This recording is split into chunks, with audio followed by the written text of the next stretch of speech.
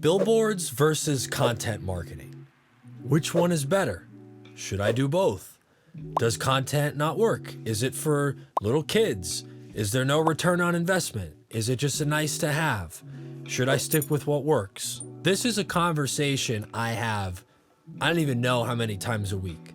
When I'm talking to business owners like lawyers, renovation companies, roofers, solar companies, home services, even regular service-based businesses, cosmetics, whatever. Everybody knows on some level, content is a good idea. This can make me money. I can get business from this. But when it comes down to it, a confused mind always says no.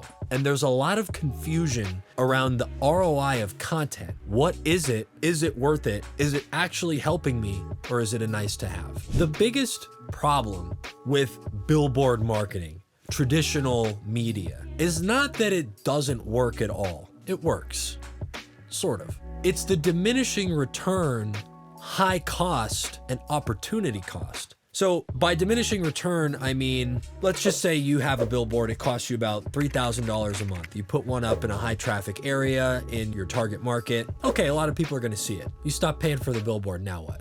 It's gone, somebody else is there. It's not your face there anymore. Is somebody gonna remember that 5-6 months down the road? Probably not. So you're gone, someone else is there. You spent the money's gone. Maybe it worked. How do you really know? People call you up, you ask them, okay, did you see me from a billboard? Maybe you get some feedback that way. But the strategy of the billboard is based on awareness marketing. So when I say diminishing returns, it's a money vacuum, because if you stop paying, it's gone and it doesn't work anymore. And it's expensive. Billboards aren't cheap, some cheaper than others, depends where you live. Diminishing returns. And compare that to video. You make a video. You address a concern that's typical for people to bring up when they start working with you. You do it once. You can replicate yourself thousands of times. Every person that sees that, that's a new version of you having that same conversation. You can save yourself a lot of time that way. You've replicated yourself on camera. You post it, it's there. Maybe it loses traction, you get some views, it dies out. But it's not gone. It's an asset to you. It's a sales asset because it continues to generate work for you. And what I mean is by like work, every time you have to sit and explain something to somebody, that's costing you time. That's work. And if you're in a service-based business, if you're doing sales, if you're consulting, if you're a lawyer doing consultations, you got to explain things. And the less you can repeat yourself, the better you are. You save time. You could convince people that their concerns are something they shouldn't be worried about, and they'd be fine working with you.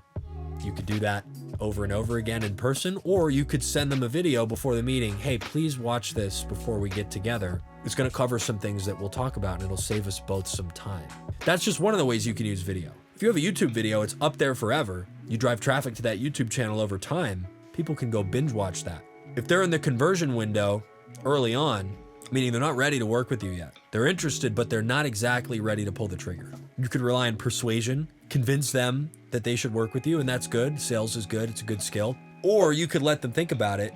You could persuade them, not on your own time. Make the content and let the content persuade them. Front the time investment once and let that persuade dozens of people, hundreds over the years. Content is a work multiplier.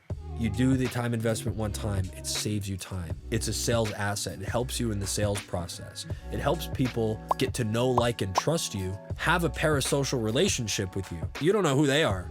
You haven't met them yet, but they've seen you. They've watched you for hours, 1 hour even. They've already got to know you. They've got a feel for you already. Just like you're watching this video right now, you're sitting down having a one-sided conversation where I'm just talking at you and you're listening. But you're getting a feel for how I am. You can see my body language, my posture, my voice, the tone, all of those things. You can hear my thoughts, the way I think about things, the way I speak. You can see all that and get a feel and start to develop an opinion about me, whether it's good or bad. Hopefully it's good if you have confidence in yourself and you know what you're talking about and you're actually making useful content. It should be good. So is content worth it? A billboard is going to cost you a lot of money. It disappears when you stop paying for it. It's getting you awareness. Think of each piece of content you make as a permanent billboard. Yes, the traffic might be lower if nobody's watching it. You can always drive traffic to the channel. And even if you're not driving a ton of traffic to it, when somebody's considering working with you, now it's a sales asset because they'll look you up and they'll scroll through your stuff. They'll get to know you. They'll see it. Say they look up 3 companies. They're getting quotes. They're assessing which one is most professional. I think they're all the same. I got to see the difference. Who's going to give me the most value for my money? You take you with 50 YouTube videos you've been posting for 3 years, little traction. You don't even need to be a celebrity. You don't need to have a huge channel.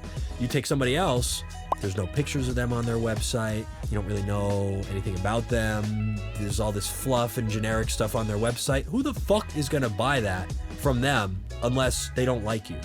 Who is going to go with a stranger versus you that they get to know and like, and they get a feel for you already? So is content worth it? You tell me. Would you like to replicate yourself to save time in the sales process? Would you like to get people to think about it on their own terms so they've already decided they like you and want to work with you before they meet you? I was posting TikTok videos for a client of mine who's a lawyer, and after maybe a month or 2, somebody called him, a potential case. Hey, I liked your videos. I feel like you would have my best interests in mind. I think I have a case. I didn't know who to call, but I saw your stuff in the TikTok feed when I was searching, and I think you could help me. You seem like a good guy. What's wrong with that? Why is that bad? Why is that not worth it? See, because what people are really scared of is the time investment. Oh, it's gonna take long. I'm gonna have to make all these videos. I'm not even good at it. I'm gonna have to get good. I'm gonna spend a lot of time. I should just put the money into the Billboard. Oh yeah, that's worked in the past. You're thinking about this completely incorrectly. You spend the time having these conversations hundreds of times. You can save yourself the time. You can generate interest when you're not even there. While you're sleeping, somebody could be watching your videos and you could get new potential clients from this. That's how it works. If you have 30 views on a video, if 5 of them called you, that would be an insane response. You don't need 10 million subscribers. You don't need to go viral. And the other argument I hear is basically a summed up version of, that's for kids, or that's too Hollywood. I don't want to put my face out there. Have fun making less money. You don't want to put your face out there. So if somebody wanted to meet you and speak with you and have a consultation, you're going to wear a mask. You're going to go on Zoom and shut the camera off. You're going to insist phone call only. Get over yourself. Nobody is going to trust you unless they see you and can feel you out and get to start to develop a relationship with you. So you're not going to go on camera and let them do that on their own time because that's too Hollywood. I don't like putting myself out there. I don't want to be an influencer or guru. Well, first off, nobody said you have to make content like that. You don't need to look like an NFL star.